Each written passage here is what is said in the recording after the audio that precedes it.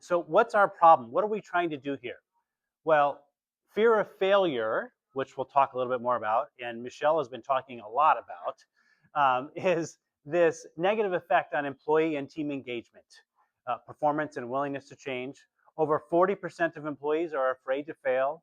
Over 35% actively resist change. And so I just want to chip away at that a little bit today, and help people feel a little bit more comfortable with that failure. We are going to fail together dozens and dozens of times over the next hour, and we're going to have fun doing it. So what if you and your team felt more connected, were less afraid to make mistakes, and celebrated success together? So the other part of that failure, that dozens of failures, we're going to celebrate a lot today. What if we didn't have to worry about failing as much and felt more comfortable sharing our authentic selves? So today we're going to embrace that failure and success, develop our growth mindset, and juggle 3 balls all together in this room. We ready for this? So here's some objectives. We're going to integrate play into our work.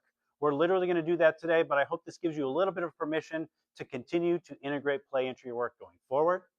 I keep juggling balls at my desk, so when I've got 30 seconds in between a Zoom meeting or tough meetings with students, I pick them up and just let my mind go somewhere else, and gives me a little bit of a reset. Reconnects us with continuous learning. The cool thing about juggling, you have to learn how to do 1 before you can do 2, and 2 before you do 3. So often these days, our goal is just to skip to the good part, right? We want to get to the end and not have to put the work in.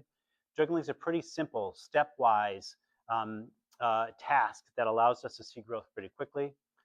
Fail and make mistakes. Oftentimes those mistakes feel like they are huge, when in reality, dropping a ball and picking it back up can minimize the feeling of those mistakes. We're going to have fun and laugh and literally learn how to juggle.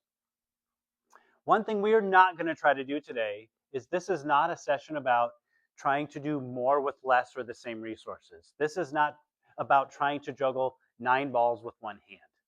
And I'll actually go the other way and say, we should often pull back on the number of balls, literally or figuratively, that we are trying to juggle. And sometimes we need to put them down altogether and take a break and reset, rest, whatever that might be. And so this, if you're looking for a session on how to do more with less, this is not it. That also gets to some of the benefits that we have. Playtime. I've already talked about that. At work, home, whatever that may be.